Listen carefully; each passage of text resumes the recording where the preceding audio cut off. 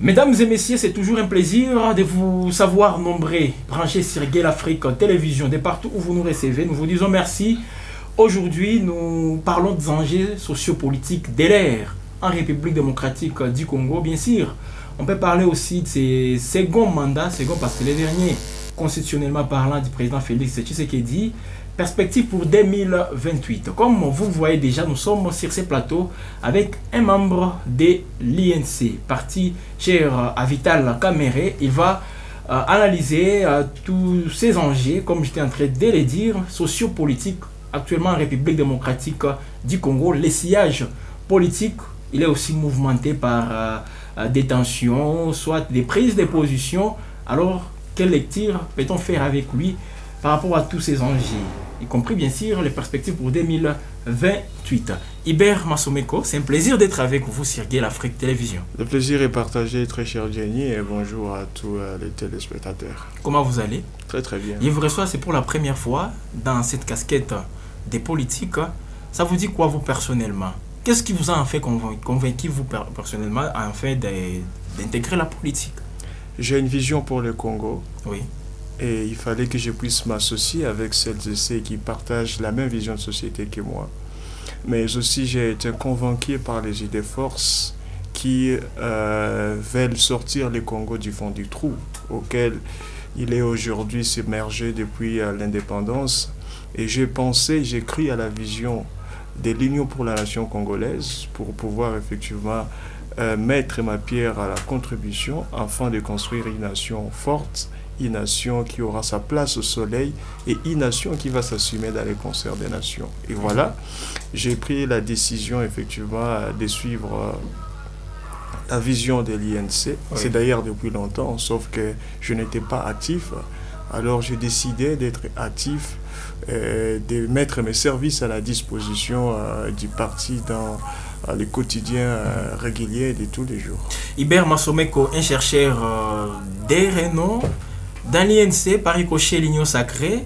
Alors ne vous sentez pas aussi un tout petit peu responsable de tout ce qu'on peut reprocher aujourd'hui à l'Union sacrée en termes de mégestion? C'est pas moi qui l'ai dit, il y a une opinion qui pense qu'il y a une mégestion. Est-ce que vous ne vous sentez pas aussi responsable de tout ça? Alors la mégestion, je pense que ceux qui le disent, ils ont suffisamment d'arguments pour le prouver.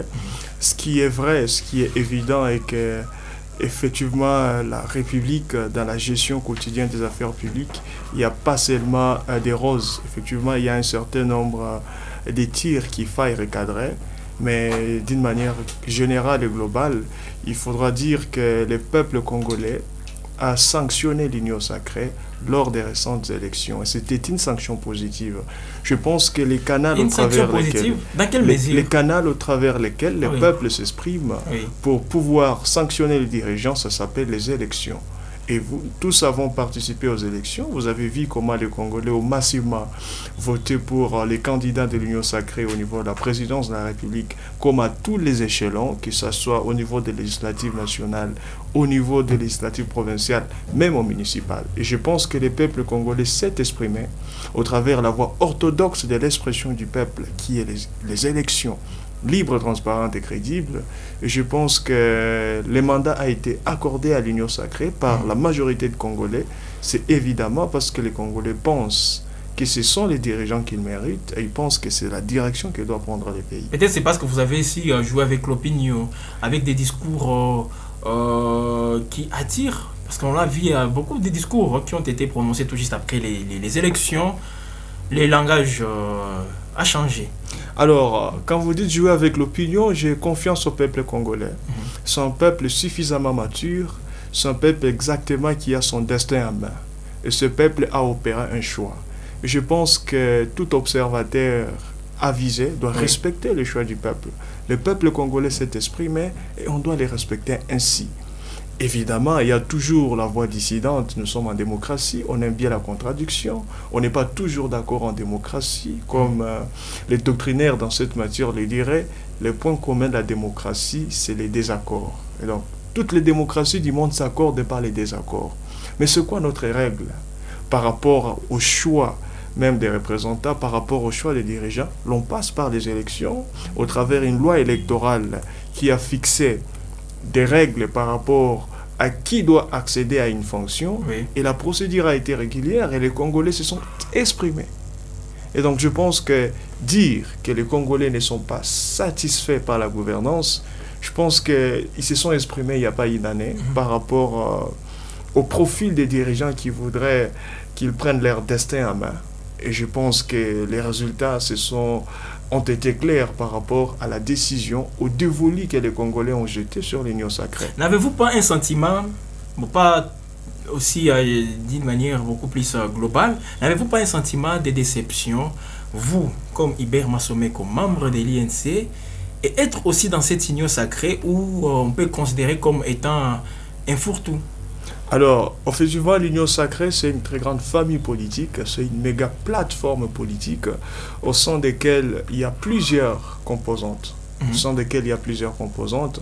Et il faut bien les reconnaître que lors de la répartition de portefeuilles ministériels, la règle cardinale en principe qui devrait guider ces processus aurait été le point numérique à l'Assemblée nationale. Justement. Étant dans un régime politique comme le nôtre, cela devrait être la règle cardinale. Mais il semble que certaines décisions ont été prises sans pour autant prendre en considération le point numérique à l'Assemblée nationale.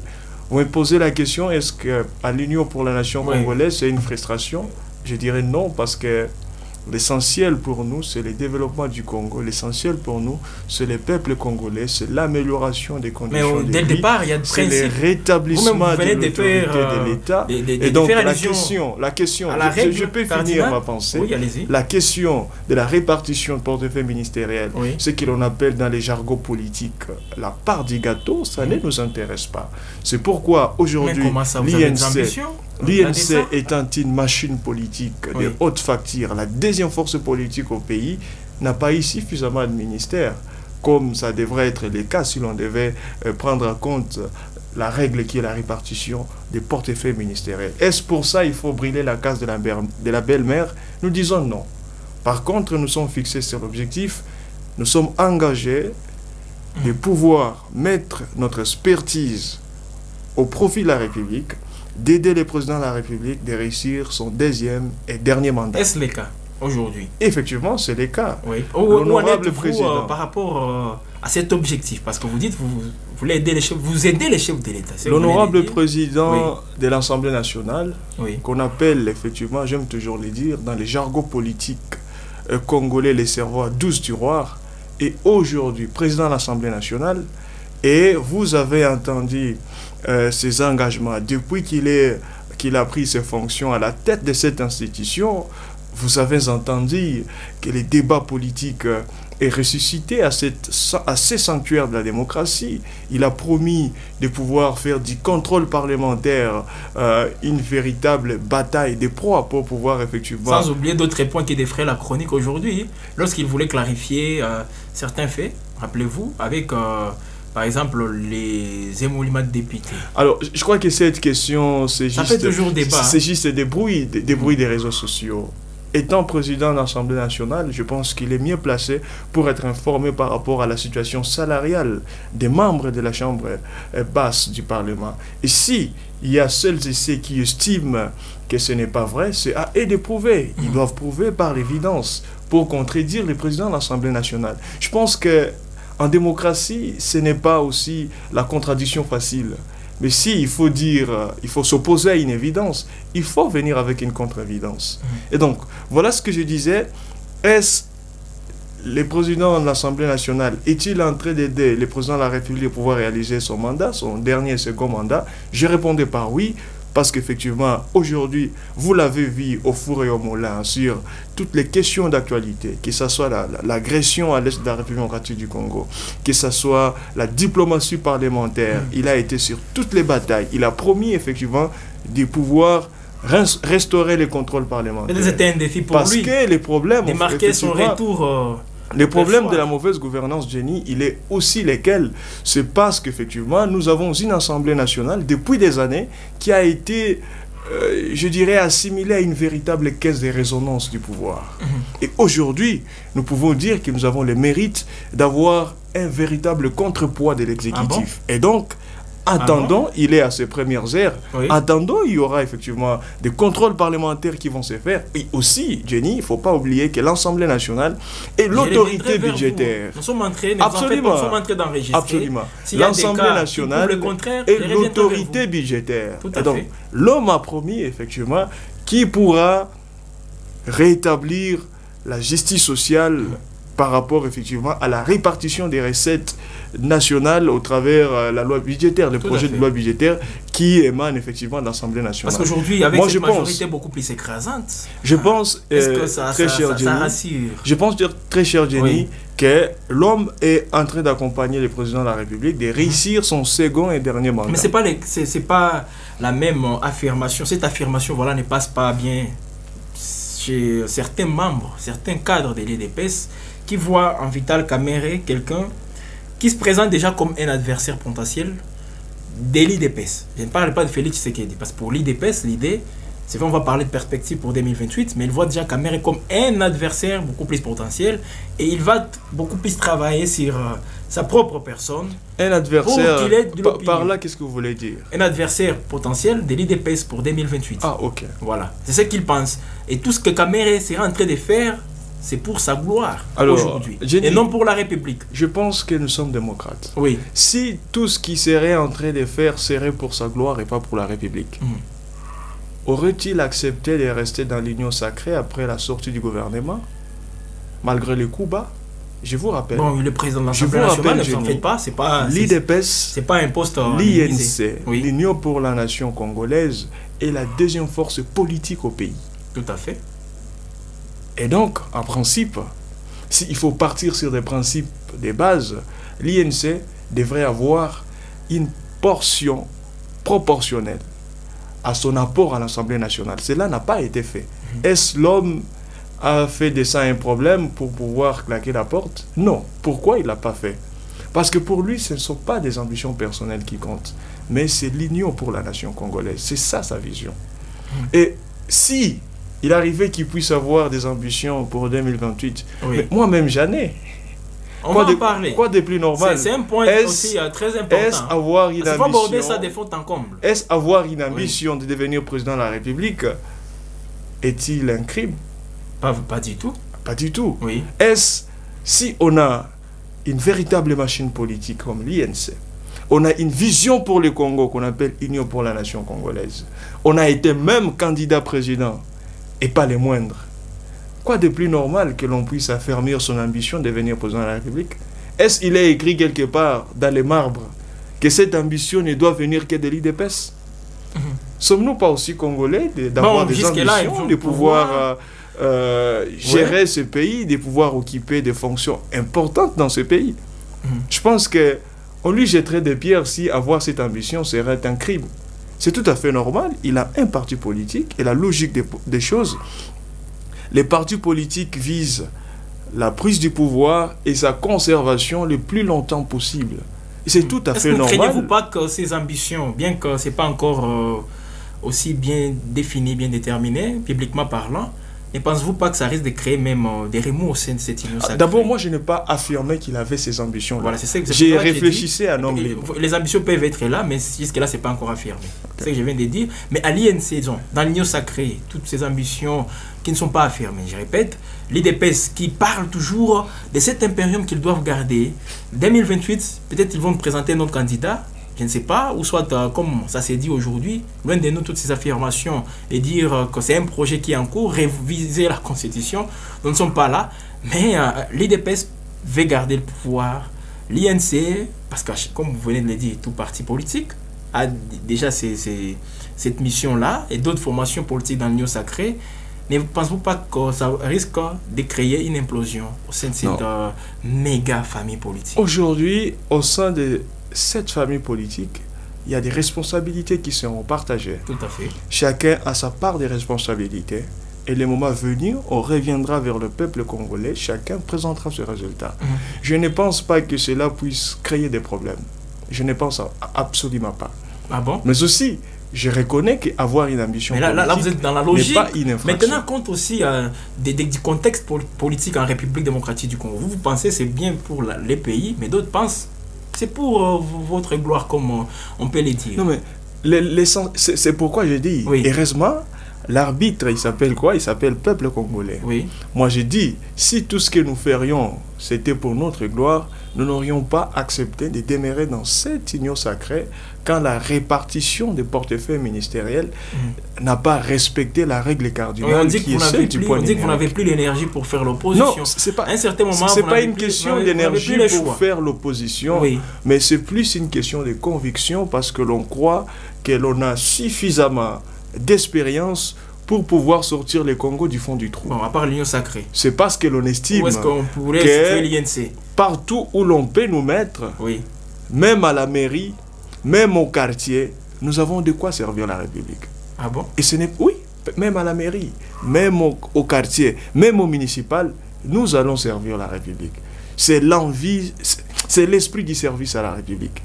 Loin de nous des ambitions personnelles. Alors, mais si oui, avoir une ambition politique, oui, c'est une infraction, je pense que la procédure est normale. Il faut alors nous traduire à la justice. Mais ce qui est sûr est qu'aujourd'hui, l'honorable président de l'Assemblée nationale, il gère une institution de l'État qui est l'Assemblée nationale. Il est revêtu des pouvoirs publics. Et je pense que c'est trop pressé aujourd'hui de parler d'une ambition politique 2028. Je crois qu'il faut lui laisser le temps de pouvoir mettre au parfum tout ce qu'il a comme ambition pour cette institution et sauver notre démocratie.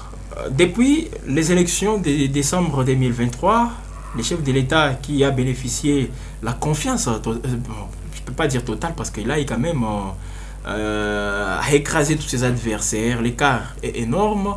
Alors, l'union sacrée déjà qui est là, en train de gérer, est-ce que vous capitalisez cette confiance de la population aujourd'hui par rapport à tout ce qui se passe? Je ne parle pas de tout ce qui a été réalisé avant les élections, mais après les élections aujourd'hui, est-ce que vous rencontrez cette confiance, tout ce que le peuple congolais est en train aujourd'hui d'attendre de vous? Vous rencontrez les attentes de la population? Ça, c'est une très bonne question. Oui. Je ne voudrais pas répondre par l'amateurisme. Oui. Encore moins par des sentimentalismes. Oui. Je voudrais répondre par la logique constitutionnelle. Oui. Non seulement le peuple congolais a élu pour le président de la République, mais aussi le peuple congolais a élu pour ses représentants. Et nous sommes dans une démocratie représentative. Le peuple s'exprime au travers de ses représentants. Et donc, dans la logique, le peuple a cédé son pouvoir aux représentants, et c'est aux représentants de pouvoir exprimer les desiderata du peuple. Je vous retourne la question. Avez-vous entendu des motions, un exercice parlementaire au sein de l'Assemblée nationale qui traduit la gronde du peuple?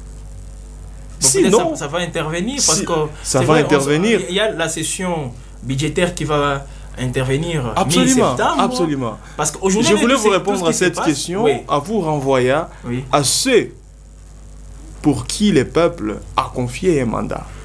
C'est eux qui doivent exprimer cette gronde du peuple.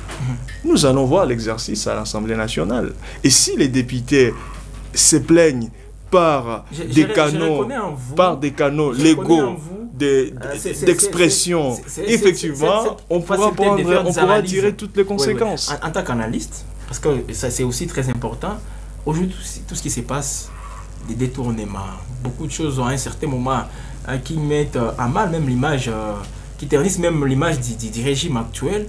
Pensez-vous aujourd'hui que le peuple est content de tout ce qui se passe aujourd'hui? C'est le peuple qui vous a fait confiance? Alors, je vais répondre toujours dans la même logique. Le peuple est-il content? C'est qui les représentants du peuple? Le peuple, ce n'est pas aujourd'hui celui qui doit parler au nom du peuple. C'est pas celui qui est sur la chaussée. C'est pas non plus les gens qui s'expriment sur des plateaux, des radios, des télévisions. Il y a des gens qui ont reçu le mandat de pouvoir s'exprimer au nom du peuple. Et il y a des canaux d'expression que les députés doivent saisir pour pouvoir exprimer les revendications légitimes du peuple. Ils peuvent initier soit non seulement pas seulement des motions, une question orale avec ou sans débat, motion d'information, de défiance, pourquoi, c'est vrai, des censures, pourquoi pas. On est représentant du peuple, mais on n'est pas remplaçant du peuple. Absolument. Oui. On n'est pas remplaçant du peuple parce que le peuple demeure le souverain primaire. Voilà. Mais du moment que le peuple vous a confié ça c'est comment je vais dire, je crois que c'est une prérogative trop luxueuse. Lorsque le peuple vous a confié les mandats, pendant les 5 années, c'est vous qui êtes la bouche du peuple. Et donc, le peuple, c'est pas, pour l'instant, celui qui s'exprime sur la chaussée. Le peuple, c'est tous celles et ceux à qui nous avons donné le pouvoir de nous représenter parce que nous sommes dans une démocratie représentative. Parce que si l'on devait donner l'expression à tout le monde de s'exprimer, ça serait l'anarchie. Il y a des fois qu'il y a des soulèvements. Bon, je ne parle pas de soulèvements en termes de casse, des soulèvements où vous sentez aussi qu'il y a des mécontentements dans les chefs de cette population. Vous ne prenez pas tout ça en compte? Il y a les mécontentements dans les chefs de la population, c'est tout à fait normal. Oui. Pourquoi c'est normal dans une démocratie vitale comme la nôtre? Parce que les pouvoirs actuel n'a pas réussi l'assentiment à 100% du peuple congolais. Il y a ceux qui n'ont pas voté pour le pouvoir, qui ont voté pour l'opposition. Et c'est tout à fait normal que la voix dissidente puisse s'exprimer. Et c'est ça même la beauté de la démocratie. Mais nous sommes partis sur des règles dans nos démocraties. Et la règle, c'est la démocratie représentative. La règle qui s'exprime là-bas, c'est la voix de la majorité. Et cette majorité s'exprime à l'Assemblée nationale. Dans quel secteur? Donc, la démocratie, ce n'est pas la dictature de la majorité, mais c'est aussi la culture du compromis. Alors dites-nous, dans quel secteur aujourd'hui il y a des avancées claires aujourd'hui? Bon, je ne sais pas, c'est pas un exercice que je suis en train de vous soumettre, mais où est-ce que vous sentez des avancées? Parce que vous pouvez nous le dire. Alors, il y a des pensées justement que les peuples, c'est vrai, c'est la logique. Il y a des canons aussi officiels sur lesquels les desiderata de la population doivent être manifestés. Mais aujourd'hui, où est-ce que vous situez ces avancées? Ça, c'est une très bonne question, Jenny. Le gouvernement a été investi de Madame la Première ministre, Madame Toulouka. Je crois qu'il n'y a pas même 100 jours. Il n'y a pas 100 jours que le gouvernement a été investi. Le Premier ministre, il est le chef du gouvernement, celui qui conduit la politique de la nation. Je pense qu'aujourd'hui, c'est trop précipité pour moi de me présenter par rapport au secteur de la vie nationale qui, effectivement, s'annonce avec autant d'espoir, d'autant plus que le gouvernement n'a pas pris suffisamment de temps pour pouvoir mettre en place sa politique. Les programmes du gouvernement ont été présentés. Les premiers signaux d'ailleurs, le programme du gouvernement a été présenté et le gouvernement a été investi par les représentants du peuple sur base du programme qui a été présenté à la représentation nationale. C'est-à-dire, le peuple congolais a cru à ces programmes et au travers de ses représentants, il a investi le gouvernement sur base de ces programmes. Et donc, ce que nous pouvons faire pour l'instant, effectivement, c'est d'accorder les bénéfices du doute. Rappelez-vous, avant... Jenny, c'est d'accorder les bénéfices du doute à cette équipe gouvernementale pour l'application de ces programmes. Avant l'investiture du gouvernement, il y a eu, rappelez-vous, des voix sont levées pour dire nous allons bloquer l'investiture de ces gouvernements. Je ne sais pas si ça aussi, c'est la volonté du peuple. Parce que vous vous basez beaucoup plus sur la représentation nationale. Je vais revenir sur ça. Il y a des voix qui se sont exprimées, qui vont bloquer l'investiture de ce gouvernement. Bon, si ces voix se sont exprimées parce que les programmes du gouvernement n'étaient pas convaincants ou parce qu'il y avait des raisons mercantilistes. C'est cela aussi la question. Et donc, voilà la représentation nationale. Et je n'ai pas fini. Si les voix qui se sont exprimées contre l'investiture du gouvernement n'avait rien à voir avec les programmes du gouvernement qui devaient être présentés, je m'excuse, et que cela n'avait que des raisons mercantilistes, des positionnements personnels, ça se comprend aussi. Là, ça n'a rien à voir avec les peuples. Non, ça n'a rien à voir avec les peuples, absolument. Mais aussi, même si l'on peut admettre parce qu'une des voix qui se sont levées, c'est par rapport, par exemple, à la représentation nationale. Il y a certaines opinions qui ont estimé que voilà, le gouvernement, au sein du gouvernement, il n'y avait pas la représentativité de toutes les zones linguistiques de la RDC, etc. Mais le gouvernement a été investi. C'est-à-dire, ces gens se sont exprimés à l'Assemblée nationale par rapport à cela. Mais qu'est-ce qui les a convaincus, finalement? La règle, ils acceptent. Non, mais tout le monde n'a pas été d'accord avec l'investiture du gouvernement. Mais la règle dans notre démocratie, c'est la règle de la majorité. Alors, terminons par ces points. C'est aussi très important. 2028, comment vous trouvez, disons, les perspectives pour 2028, vous le trouvez comment? Vous, comme INC? Très bonne question, Jenny. Oui. Une des leçons que j'ai apprises dans mes cours de sciences politiques, je suis juriste de formation, Oui. J'ai eu des cours de sciences politiques. J'ai appris de la doctrine de Jean-Marie Dacan qu'en politique, il n'y a pas de règles pour déterminer l'état futur des choses. Justement. La politique reste toujours, ou l'univers politique demeure toujours un univers aléatoire. Néanmoins, l'on ne peut pas se priver le libre choix d'avoir des ambitions. Nous savons que ça, c'est le second et dernier mandat du président Félix Antoine Tshisekedi Tshilombo. Et nous l'accompagnons pour la réussite de son second mandat. Je l'ai démontré ici sur toute la ligne que nous l'accompagnons, non seulement par l'exercice de la fonction que le président national de l'INC a aujourd'hui, le président de l'Assemblée nationale, mais aussi on l'a entendu au four et au moulin pour prendre position du bon côté de l'histoire. Mais en 2028, nous avons une ambition, c'est légitime. Nous avons une ambition au sein de l'INC de pouvoir nous présenter, présenter notre vision des sociétés, et nous avons une offre politique à proposer au peuple. Vous avez une offre politique à proposer? Nous avons une offre politique à proposer au peuple congolais. Qui comme porteur de cette offre? Mais c'est là, nous sommes un parti démocrate. Cela sera décidé au Congrès. Peut-être vous avez des candidats naturels? Non, il n'y a pas de candidat naturel. Cela sera décidé au Congrès. Il peut y arriver que l'on dise, voilà, Iber Massomé, que vous allez accompagner notre vision de société. Ça peut y arriver. Et donc, je pense qu'il faudrait réserver cette question les moments venus. Nous avons une offre politique, nous avons une vision pour le Congo. Cette vision, nous l'avons présentée en 2011. Nous avons eu les résultats que nous avons eus. Cette vision, nous l'avions jusqu'en 2018. Nous ne l'avions pas exprimée parce qu'il fallait effectivement que nous puissions réduire... Même avec vos ministres dans tous ces gouvernements précédents. Ben oui, tout ça n'a pas été appliqué. Non. Ne serait-ce que même 30%. Non, écoute, oui. Jenny, nous avons une offre politique à présenter au peuple congolais, à toutes les fonctions. Et ça, nous travaillons pour peaufiner notre programme de société que nous avions en 2011. Nous avions eu l'opportunité d'exercer le pouvoir, de participer à l'exercice du pouvoir. De 2018 jusqu'à maintenant, nous sommes en train d'apprendre de l'exercice du pouvoir. Donc, coûte que coûte, l'INC des enjeux de l'air. Oui, coûte que coûte, l'INC aura son candidat pour la présidentielle de 2028. C'est un droit légitime. Voilà. C'est un droit légitime. Pourquoi pas? Réfléchissons un tout petit peu, parce que l'Union sacrée peut se transformer en une plateforme électorale, c'est possible, et que cette Union sacrée présente un autre candidat qui n'est pas de l'INC. Non mais, ça c'est une très bonne question. En politique, il y a toujours des alliances. Oui. Il y a toujours des alliances, c'est tout à fait normal. Surtout par l'histoire immédiate de notre pays, on ne connaît pas un seul parti politique à lui seul qui est arrivé à conquérir le pouvoir. Oui. Il y a des alliances qui se font et qui se défont. Il y a toujours des alliances. Oui. En 2018, il y a l'INC et l'IDPS qui ont constitué les caches. Et c'était effectivement un ticket gagnant qui a mis hors d'état de nuire les régimes des Nabucodonosor que nous avons connus dans ce pays. Ah bon? C'est tout à fait normal, effectivement, que l'on puisse avoir des alliances. Et quand il y a des alliances, ça sera des négociations.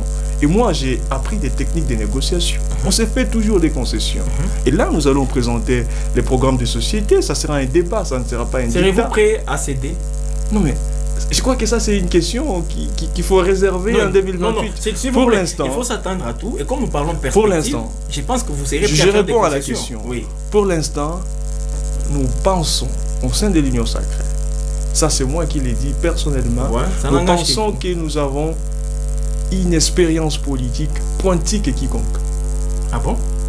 Au sein de l'Union sacrée. Au sein de l'Union sacrée. Ça, je l'ai dit. Que même l'IDPS? Pourquoi je l'ai dit? Oui. Nous avons participé d'abord dans les élections de 2011 à tous les niveaux. Nous avons eu les résultats que nous avons eus. Oui. Jusqu'aujourd'hui, nous avons des figures emblématiques qui ont l'unanimité. C'est le président Matata Mponyo à l'époque qui a qualifié Vital Kamerhe du professionnel de la politique congolaise. Nous pensons que nous avons une offre. Est-ce que la politique congolaise est une profession? Alors, concrètement? Bon, nous n'ouvrons pas ces débats. Revenons, vous dites, vous avez l'expérience plus que quiconque aujourd'hui dans l'Union sacrée. Mais l'IDPS, il a participé aussi aux élections de 2011. Et là, même... Ensuite, il n'est pas exclu qu'un parti puisse renfler la mise sans passer par des coalitions, sans, on l'a vu dans certains pays où effectivement il y a des partis qui renflent la mise sans coalition. Et c'est ça la vision. Nous y travaillons d'arrache. Très bien. Hubert Massomeko, nous sommes à la fin de cette émission sur Gain Afrique Télévision avec vous. Vos derniers mots peut-être pour terminer. Les derniers mots, c'est juste présenter mes condoléances et mes sentiments de solidarité à tous nos frères et sœurs qui aujourd'hui souffrent dans les camps des déplacés. Oui. Partout à l'est de la RDC, au nord Kivu, à Ituri, il y a des scènes intolérables que l'on voit sur les écrans. C'est juste effectivement présenter ma solidarité à toutes ces familles et exprimer mon besoin pour la paix à l'est de la RDC pour que effectivement l'autorité de l'État puisse être rétablie sur l'ensemble du territoire national.